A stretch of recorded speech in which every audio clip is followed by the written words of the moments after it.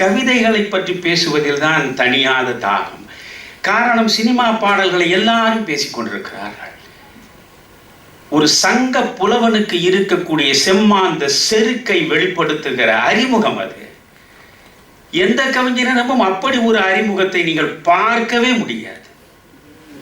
கண்ணதாசன் படிக்கும் கால கணிதம் என்று அவருடைய கவிதை தொகுப்பில் இருக்கிற அந்த கவிதையை தயவு செய்து வாசியுங்கள்.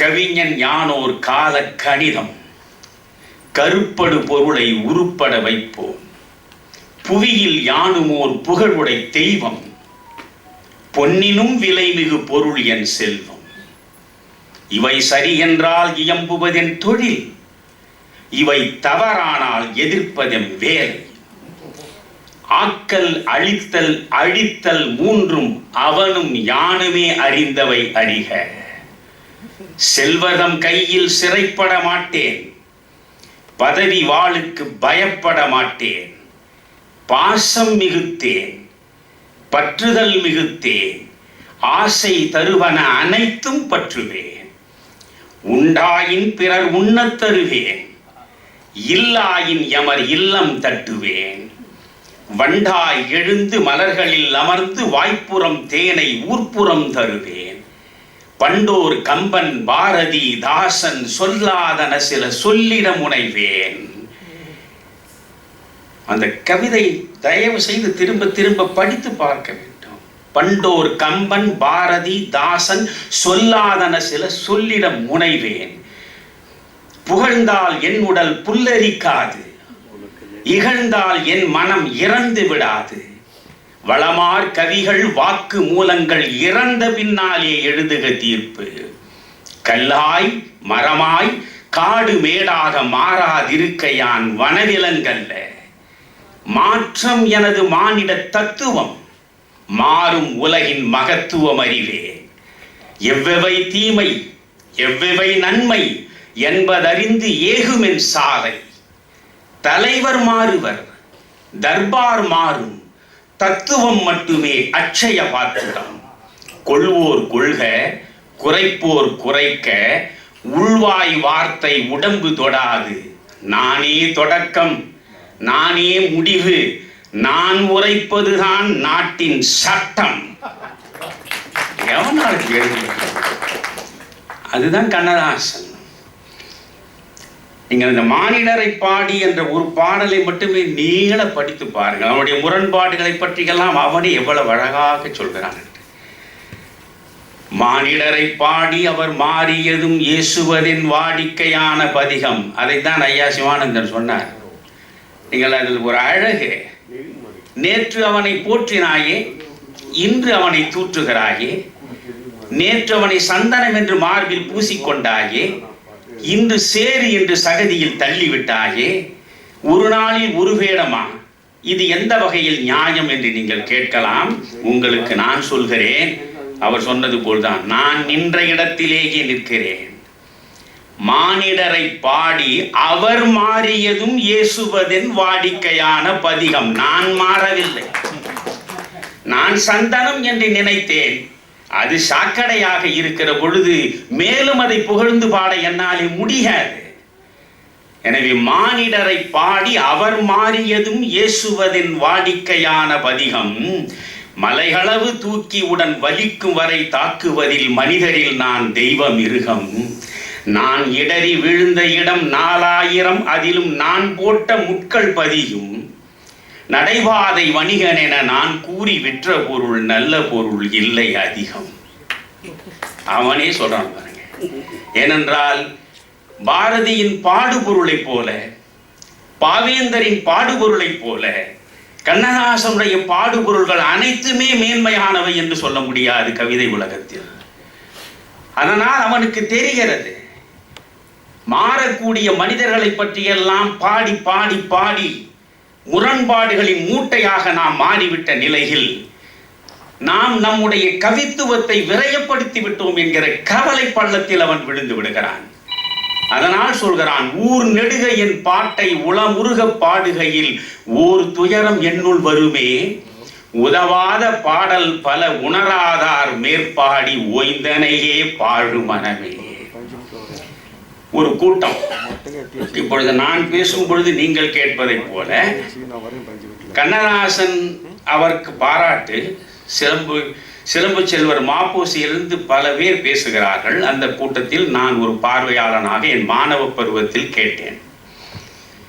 அப்பொழுது சிலம்பு செல்வர் மாப்போசி கண்ணதாசனை பார்த்து சொன்னார், நான் கண்ணதாசனிடம் இப்பொழுது நேரிடையாக ஒரு வேண்டுகோள் வைக்கிறேன். சங்க காலம் தொட்டு இன்று வரையில் இருக்கக்கூடிய இலக்கியங்களை நான் ஆழ படித்திருக்கிறேன். புலவர்கள் மாறுவார்கள், கருத்துக்களில் முரண்பாடு வரத்தான் செய்யும். பாரதியிடம் கூட கருத்து முரண்பாடு உண்டு, பாரதிதாசனிடம் கூட கருத்து முரண்பாடு உண்டு. ஆனால் முரண்பாடுகளின் மொத்த மூட்டையாக உன்னை போல் வேறு எந்த கவிஞனையும் நான் இதுவரை பார்த்ததே இல்லை. இதற்கு என்ன காரணம் என்று உனக்கு தெரிகிறதா? மாப்போசி சொன்னார். மாப்போசி பேசுவதையெல்லாம் நீங்கள் எத்தனை பேர் கேட்டிருப்பீர்கள்? நான் பள்ளியில் படிக்கிற பொழுது என் பள்ளியில் வந்து பேசியதை கேட்டேன். இப்பொழுதும் என் செவிகளில் அப்படியே ஒலிக்கிறது. சுப்பிரமணிய சிவம் பற்றி அங்கே பேசினார் பிள்ளைகளிடம். சிவம் பேசினால் சவம் எழுந்து நிற்கும் என்பார். சிவம் பேசினால் சவம் எழுந்து நிற்கும். அப்படி பேசக்கூடிய இந்த சிவஞானம் சொல்கிறேன் என்று நெஞ்சில் அறைந்தபடிதான் அவர் பேசுவார். அவர் நேரடியாக சொன்னார், உன்னிடம் ஏன் இவ்வளவு முரண்பாடு தெரியுமா? நீ முரண்படுகிற மனிதர்களை பற்றி பாடுகிறாய். முரண்படுகிற மனிதர்களை பற்றி பாடுவதை இனி விட்டுவிடு. இனி உன் கவிதைகளில் முரண்பாடே காண கிடைக்காது என்று சொன்னார். உடனே குமுதம் பத்திரிகையில் வாரந்தோறும் ஒரு கவிதையை அவர் எழுதிய காலம் கண்ணதாசனுடைய கவிதை உலகத்தின் பொற்காலம். அது 4வது தொகுதி 5வது தொகுதி இரண்டிலும் நீங்கள் பாருங்கள். முதல் தொகுதி 2வது தொகுதி 3வது தொகுதியில் வசை பாடல்கள் நிறைய இருக்கும். யாரையெல்லாம் தூற்ற வேண்டுமோ தூற்றுவார், யாரையெல்லாம் போற்ற வேண்டுமோ போற்றுவார். உணர்ச்சி பிழம்பாகத்தான் இந்த கவிதைகள் இருக்கும். முதல் 3 தொகுதிகளில் இந்த 4-5 தொகுதிகளை அன்பு கூர்ந்து படித்து பாருங்கள். அப்படி ஒரு பக்குவம், அப்படி ஒரு பண்பு மிக்க எழுத்து. அதில் வாரம் ஒரு கவிதை எழுதுகிறார். இப்பொழுது சிலம்பு செல்வர் சொல்லிவிட்டார், நீ இனி மனிதரை பாடாதே. இப்பொழுது எழுதுகிறார் இவர், செப்பரிய தமிழ் ஞான சிவஞானம் சொன்ன மொழி சிந்தையிடை வைத்து விட்டேன். திருவாழும் மலர் கொண்டு தேன் மாலை கட்டியதை தெருக்கல்லில் சாத்த மாட்டேன். வைப்பதொரு பூவேனும் பொன்னேனும் மனம் கொண்டு மறை சக்தி அடியில் வைப்பேன். வானளவு வாழ்ந்தாலும் மலையளவு தந்தாலும் மனிதரை பாட மாட்டேன். நான் அப்பொழுதே என் நண்பனிடம் சொன்னேன், ஒரு 4 வாரம் பொறு.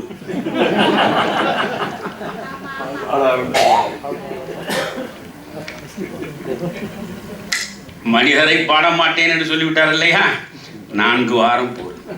அதே போன்று ஒரு 4-5 வாரம் ஆனது. வாரம் ஒரு கவிதை எழுதி கொண்டிருக்கிறார். திடீரென்று, இந்திய நதிகள் தோறும் இந்திரா பேர் கேட்டாயா? உடனே இந்திரா காந்தியை பற்றி பாட ஆரம்பித்து விட்டார். அப்பொழுது இந்திரா காந்தியும் காமராஜரும் பிரிந்திருந்த நேரம், அந்த மனிதனை அழையுங்கள், உங்கள் அன்னை கோவிலுக்கு அவனோர் கோபுரம். காமராஜரை பற்றி பாட ஆரம்பித்து விட்டார். ஆனால் அந்த கவிதை எவ்வளவு அழகு! செப்பரிய தமிழ் ஞான சிவஞானம் சொன்ன மொழி சிந்தையிடை வைத்து விட்டேன். திருவாழ் மலர் கொண்டு தேன் மாலை கட்டியதை தெருக்கல்லில் சாத்த மாட்டேன். வைப்பதொரு பூவேனும் பொன்னேனும் மனம் கொண்டு மறை சக்தி அடியில் வைப்பேன். வானளவு வாழ்ந்தாலும் மலையளவு தந்தாலும் மனிதரை பாட மாட்டேன். ஊனளவு பெரிதா நம் உயிரளவு பெரிதா என்றோராமல் வாழ்ந்த தினமே உதவாத பாடல் பல உணராதார் மேற்பாடி ஒய்ந்தனையே பாழு மனமே. கடல் பாடி மலை பாடி காதலிளம் மங்கையரின் கன்னத்தின் அழகு பாடி கனி பாடி மலர் பாடி காகுத்தன் வைதேகி கதையிலும் சிறிது பாடி மழை பாடி வெயில் பாடி வசந்தத்தின் இளங்காற்றில் மயல் கொள்ளும் வானம் பாடி உடல் பாடி உடல் பெற்ற கடன் பாடி உலகத்தை ஓராதிருந்த தினமே உதவாத பாடல் பல உணராதார் மேற்பாடி ஒய்ந்தனையே பாழு மனமே. இவ்வளவும் பாடிவிட்டேன் என்கிறான். மடல் பாடி தூதோடு உலா பாடி பிரபந்த வரிசையிலும் ஒன்று பாடி. எதை நான் பாடவில்லை, எல்லாவற்றையும் பாடிவிட்டேன். இப்பொழுதுதான் எனக்கு ஞானம் கனிந்திருக்கிறது என்று அந்த கவிதையில் ஒரு பக்கத்தில் அவன் சொல்லுவான். ஜனநாயகம் என்னும் சந்தைக்கு நான் தந்த சரக்குகள் விற்கவில்லை, தமிழ்நாயகம் என்னும் பெயரன்றி மற்றென்னை தழுவுவார் யாரும் இல்லை. இனநாயகம் சாதி பண நாயகம் யாவும் இயல்பாக வாழும் உலகில் இருளூடு கண்கட்டி தருமத்தை நான் தேடி இதுவரை காணவில்லை. ஜனநாயகத்தை காக்க வேண்டும் என்றுதான் நான் அரசியல் களத்திற்குள்ளே போனேன். ஆனால் ஜனநாயகம் என்னும் சந்தைக்கு நான் தந்த சரக்குகள் விற்கவில்லை. கடைசியில் என்னை யார் ஏற்றுக்கொண்டார்கள்? தமிழ்நாயகம் என்னும் பெயரன்றி மற்றென்னை தழுவார் யாரும் இல்லை. இனநாயகம் இனத்தின் பெயரால், சாதியின் பெயரால், மதத்தின் பெயரால் அரசியல் நடப்பதை சொல்கிறான். இனநாயகம் சாதி பண நாயகம் யாவும் இயல்பாக வாழும் உலகில் இருளூடு கண்கட்டி இதுவரை நான் தேடி தருமத்தை காணவில்லை. இது போன்ற கவிதைகளை எல்லாம் தமிழன் வாசிக்க வேண்டாமா? யோசியுங்கள். வாராழி கலசங்கள் தேரேறி வருகின்ற வடிவங்கள் சொர்க்கமில்லையோ? வைகாசி பிறை போல கைவீசி நடமாடும் மஞ்சைகள் தெய்வமில்லையோ? சந்தம் எப்படி இருக்கிறது பாருங்கள். நீங்கள் ஷெல்லியை பற்றி ஒரு திறனாய்வாளன் சொல்லுவான். Shelley exhaled verses as a flower exhales fragrance என்பான். ஒரு பூ வாசத்தை நுகர்வதைப் போல ஷெல்லி அந்த வெர்சஸ் என்பது பாடல் வரிகள் அப்படி இயல்பாக வரும் அவனுக்கு. அப்படி இயல்பாக கண்ணதாசனுக்கு தானாகவே வந்து சேர்ந்ததனால் விளைந்த கவிதைகள் ஏராளம். அந்த கவிதைகளை எல்லாம் படிக்க வேண்டும். ஒன்றும் இல்லை, சாவு வருகிறது. இப்பொழுது நீங்களும் நானும் என்ன சொல்வோம்? வயதாகிவிட்டது, கடவுள் யமன் கூப்பிடுறான், போக வேண்டிய நேரம் வந்து விட்டது, இப்படித்தானே நாம் பேசுவோம். கண்ணதாசன் சொல்றான் பாருங்க. விதி என்னும் படுபாவி விடை கேட்டு வா என்று விடுகின்ற கடிதம் வருமுன். விதி என்ற படுபாவி விடை கேட்டு வா என்று விடுகின்ற கடிதம் வருமுன் விழி சாய்ந்து குழி பாய்ந்து மெய் சோர்ந்து கை சோர்ந்து மெத்தைக்கு மேனி தருமுன் நதி என்ற உடல் கொண்டு மதி என்ற இளமங்கை நலமுண்ண ஆசை பெறுவேன். நன்றாய பெண் ஒன்று எங்கேனும் உண்டென்றால் நான் கண்டு பாடல் தருவேன். அழகான பெண்ணா அவளை வேறு எவனும் பாடக்கூடாது. அதை பாடுவதற்காகத்தான் நான் இருக்கிறேன். அதற்காக ஒரு கையிலே மதுவும் ஒரு கையில் மங்கையரும் சேர்ந்திருக்கும் வேளையில் என் ஜீவன் பிரிந்தால் தான் நான் வாழ்ந்த வாழ்க்கை நலமாகும். இல்லையெனில் ஏன் வாழ்ந்தாய் என்றே இறைவன் என்னை கேட்பான். இப்படியெல்லாம் நீ பாடலாமாடா என்று கேட்டால் காமுகனும் மாண்டான், கடவுள் நெறி பேசும் மாமுனியும் மாண்டான். மற்றிதிலே யார் பெரியார்? நாம் உடலை பார்ப்போம், நமது உடலை பெண் பார்ப்பாள். சாமி நமது சுக சரித்திரத்தை பார்க்கட்டும். இப்படி எழுதியது ஒரு காலம். இந்த கவிதைகள் அனைத்தும் பிறந்த காலத்தை பார்த்தால் 30-35 வயதுக்குள் முடிந்து போய்விடும். அதற்கு பிறகு அவனுக்குள் ஞானம் கனிகிறது. முத்தம் என்றும் மோகம் என்றும் சத்தமிட்டு புத்தி கெட்டு போனது ஒரு காலம். இன்று ரத்தமற்று போன பின்பு ஞானம். எனவே காமம்தான் வாழ்வு என்று கருதி அந்த சேற்றில் புதைந்து கிடந்தது ஒரு காலம். அதில் எழுதிய கவிதைகளை எல்லாம் நீங்கள் புறந்தள்ளி விடுங்கள். ஆனால் ஞான நிலையில் அவன் பக்குவம் எய்தி அவன் எழுதி வைத்த கவிதைகளை நீங்கள் ஒவ்வொன்றாக படித்து பார்க்க வேண்டும். எப்பொழுதும் நான் சொல்கிறேன், இலக்கியத்தில் நீங்கள் பாடல்களை பார்க்கிற பொழுது, ஆங்கில இலக்கியத்தில் குறிப்பாக பைரன், கீட்ஸ், ஷெல்லி 3 பேர் தான் லிரிக் என்று சொல்லுவார்கள். லிரிக் என்பது வேறொன்றும் இல்லை, தன் உணர்ச்சியை வெளிப்படுத்துகிற பாடல், தன்னுடைய உணர்ச்சியை வெளிப்படுத்துகிற பாடல். Introduction to the literary criticism என்கிற அற்புதமான புத்தகத்தில் ஹட்சன் சொல்கிறான், தன் உணர்ச்சி பாடல்கள்